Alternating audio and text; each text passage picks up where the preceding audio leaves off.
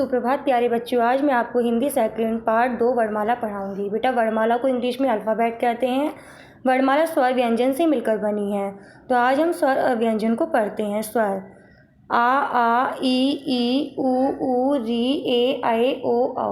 ठीक है बेटा, ये स्वर हैं। अब हम इन्हें गिनेंगे 1 2 3 4 5 6 7 8 9 10 11। ठीक है बेटा, 11 ये क्या हुए? स्वर हुए हमारे। अंग आहा 1 2, ये 2 क्या हैं? आयोग वाह हैं। ठीक है बेटा। व्यंजन का वर्ग का खा गा घा अंगा। चा वर्ग चा छा जा झा न्या। टा वर्ग टा ठा डा ढा डा। ता वर्ग ता था दा धा ना। पा वर्ग पा फा बा भा मा। ओके। अब देखिए बेटा, या रा ला वा। ठीक है बेटा, ये या और वा जो है 2 वर्ण से मिलकर बना है। ए प्लस आ बराबर या और ओ प्लस आ बराबर बेटा वा। ठीक है, तो ये क्या है? या रा ला वा, ये अंतस्थ व्यंजन है। श श सा हा, ये क्या है? ऊष्म व्यंजन, क्योंकि जब हम इनको बोलते हैं तो हमारे मुख से गर्म वायु निकलती है। श त्रा ज्ञा शा, ये क्या है बेटा? ये संयुक्त व्यंजन है। ढ़ा, ये अतिरिक्त स्पर्श व्यंजन है। बेटा सबसे छोटी ध्वनि को वर्ण कहते हैं और वर्ण का अर्थ बेटा क्या होता है? अक्षर होता है, जैसे का खा गा आदि। अब बेटा वर्णमाला, तो हिंदी भाषा की वर्ण समूह को वर्णमाला कहते हैं।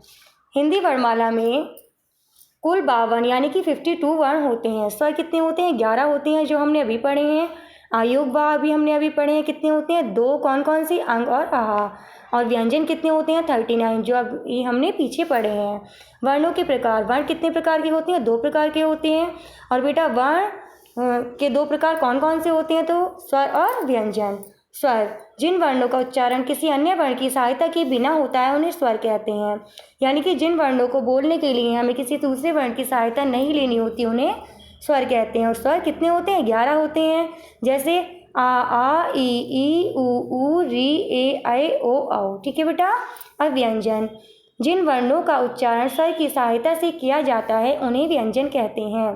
देखिए बेटा, जिन वर्णों को बोलने के लिए हमें स्वर की सहायता लेनी होती है उन्हें व्यंजन कहते हैं। और हिंदी वर्णमाला में कुल 33 व्यंजन वर्ण होते हैं, जैसे का खा गा घा अंगा। ठीक है बेटा, का को बोलने के लिए हमें आ की सहायता लेनी पड़ी और आ क्या है बेटा?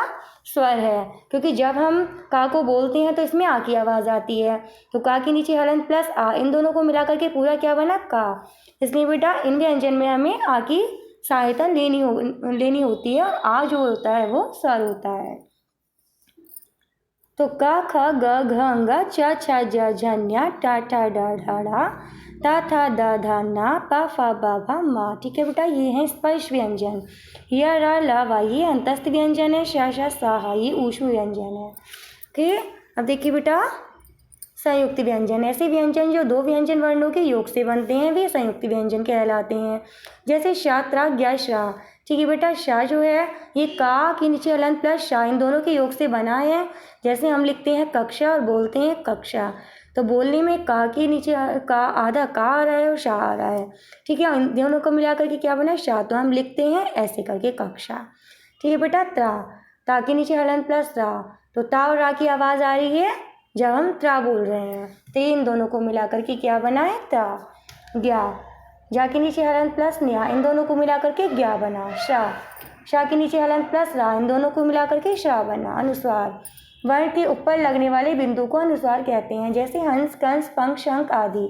ठीक है बेटा, अभी मैंने जो आयोग वाह 2 आपको पढ़ाए हैं उसमें से अंग और आहा था, तो जो अंग है उसी को ही अनुस्वार कहते हैं। विसर्ग, वर्ण के बाद लगने वाले 2 बिंदुओं, यानी कि ये 2 बिंदु दिखाई दे रहे हैं आपको, इसको विसर्ग कहते हैं, जैसे अतः प्रातः नमः आदि।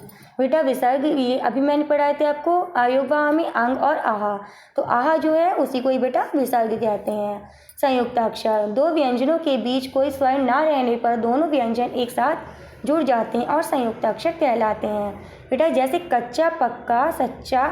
देखिए बेटा कच्चा, इसमें दोनों व्यंजन हैं और दोनों व्यंजनों के बीच में कोई भी स्वर नहीं है, इसलिए ये व्यंजनों के साथ ही जुड़ गया है। तो कच्चा पक्का सच्चा बच्चा अच्छा कच्चा धक्का मुक्का आदि। रा वाले संयुक्त अक्षर किसी अन्य व्यंजन के साथ रा 2 प्रकार से जुड़ता है। जैसे व्यंजन के पहले कैसे जुड़ता है, तो रा के नीचे हलंत प्लस का, तो जैसे इसके शब्द बने फर्क तर्क कर्म धर्म आदि। ठीक है बेटा, और भी बहुत सारे शब्द हैं। तो जैसे फर्क, जब हम इसको बोल रहे हैं तो इसमें से रा की आवाज़ पहले और का की आवाज़ बाद में आ रही है। तो इसलिए का के ऊपर रा लगा है। व्यंजन के बाद जैसे का के नीचे हलंत प्लस रा, क्या हुआ बेटा क्रा, जैसे इसके शब्द हुए क्रम चक्र आदि। अब इसमें बेटा क्रम हम जब बोल रहे हैं तो का पहले आ रहा है और रा बाद में आ रहा है, तो इसलिए का के नीचे रा लग जाएगा। जब टा या रा के साथ रा जुड़ता है तो इसका रूप इस प्रकार होता है, जैसे टा के नीचे हलंत प्लस रा बराबर ट्रा, इसके शब्द हुए ट्रक ट्रेन ट्रंक आदि। ठीक है बेटा, तो इसमें रा जो है वो टा के नीचे लगा है, डा के नीचे हलंत प्लस रा, तो क्या हुआ बेटा ड्रा, तो ड्रम ड्रम ड्राइंग आदि। अब देखिए बेटा, जब हम इसको बोल रहे हैं तो इसमें रा जो है वो डा के नीचे लगा है। बच्चे क्रा त्रा आदि को संयुक्त अक्षर मान लेते हैं, जबकि इनमें व्यंजन के साथ री की मात्रा का योग होता है। ठीक है बेटा, जैसे का के नीचे हलंत प्लस री क्री, जैसे इसके शब्द हुए बेटा कृपा कृषि कृति आदि। अब देखिए बेटा, इसमें का के नीचे जो री की मात्रा लगी है वो री है, रा नहीं है। ठीक है, तो इस टाइप की जो मात्राएं होती हैं वो री की मात्रा होती है, यानी कि वो री की मात्रा के शब्द होते हैं। ता के नीचे हलंत प्लस री, अब इसके शब्द हुए तृण तृतीय तृप्त। ठीक है बेटा, तो जिसमें री यानी कि जिसमें इस टाइप की मात्रा आती है उसमें री का प्रयोग होता है, री की मात्रा लगाई जाती है। ता या शा के साथ रा जोड़ने पर इनका मूल रूप बदल जाता है, जैसे ता के नीचे हलंत प्लस रा, इन दोनों को मिलाकर के त्रा बना है, अभी हमने पीछे पढ़ा है, तो इसके शब्द हुए त्रास त्राण त्रिभुज आदि। अब देखिए बेटा, शा के नीचे हलंत प्लस रा, तो इन दोनों को मिलाकर के बेटा क्या बना श्रा, इसके शब्द हुए श्रम श्रवण श्रीमान आदि। अब देखिए बेटा, शा शा सा हा ऐसे व्यंजन हैं जिनको बोलने में हमारे मुख से गर्म वायु निकलती है। वर्ण या अक्षर भाषा की सबसे छोटी इकाई है। वर्ण के कितने भेद होते हैं बेटा? 2 भेद होते हैं। कौन कौन से? स्वर और व्यंजन। शा त्रा ज्ञा श्रा, ये क्या है बेटा? ये संयुक्त व्यंजन है। रा ढ़ा को अतिरिक्त व्यंजन के रूप में माना जाता है या जाना जाता है। ठीक है बेटा, स्वर किसे कहते हैं? तो जिन वर्णों को बोलने के लिए हमें किसी दूसरे वर्ण की सहायता नहीं लेनी होती उन्हें स्वर कहते हैं। और संयुक्त व्यंजन किसे कहते हैं? तो ऐसे व्यंजन जो 2 व्यंजन वर्णों के योग से बनते हैं उन्हें संयुक्त व्यंजन कहते हैं। ठीक है बेटा, अब नीचे दिए गए चित्रों में जिन वर्णों का नाम छूट गया है उन्हें भरिए। तो देखिए बेटा, इसमें का के बाद क्या है? का के बाद क्या है? खा है, लेकिन इसमें का लिखा नहीं है, सिर्फ ओनली खा लिखा है। तो खा से पहले क्या आएगा? का। तो का खा गा के बाद क्या आएगा? घा, आंगा। ठीक है बेटा, अब चा छा के बाद क्या आएगा? जा और झा, न्या। इसके बाद देखिए बेटा, टा के बाद 3 वर्ण आएंगे, टा ठा डा ढा ड़ा। ठीक है बेटा, इसके बाद ता वर्ग में ता था दा धा, तो क्या आएगा इसमें? था और धा। इसमें देखिए बेटा, पा के बाद फा और बा के बाद भा, तो पा फा बा भा मा।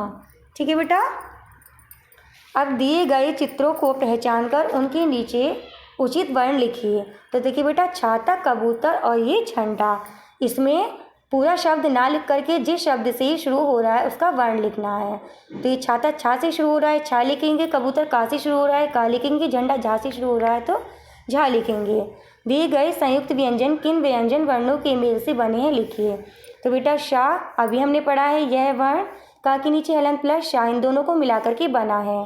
तो यह वर्ण का के नीचे हलंत प्लस शाह के योग से बनता है। त्रा यह वर्ण ता के नीचे हलंत प्लस रा के योग से बनता है।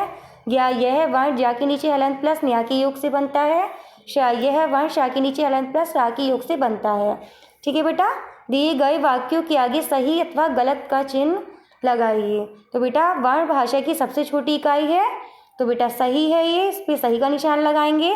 कृपा में क्या के नीचे हलंत और रा का संयोग है, बेटा ये गलत है, क्योंकि मैंने आपको बताया था जिसमें इस टाइप की मात्राएं आती हैं उसमें री का प्रयोग होता है या री का संयोग होता है।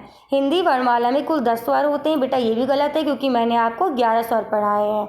आ की कोई मात्रा नहीं होती, बेटा ये बिल्कुल सही है।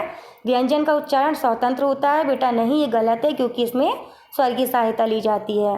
त्रिभुज में ता के नीचे हलंत प्लस रा बराबर त्रा का संयोग है, बेटा ये बिल्कुल सही है, क्योंकि ता के नीचे हलंत प्लस रा, इन दोनों को जोड़ करके ही त्रा बनता है।